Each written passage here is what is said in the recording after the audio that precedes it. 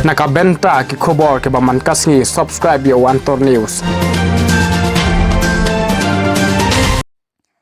Kublai phi baro kini kilong ki khubor bam takasngi. Kyrtong ke UDP na Sohiong constituency uba HDR Lyngdoh ula Khlad no na kaperthai ha Bethany Hospital Shillong ha kaporsan baji janmin.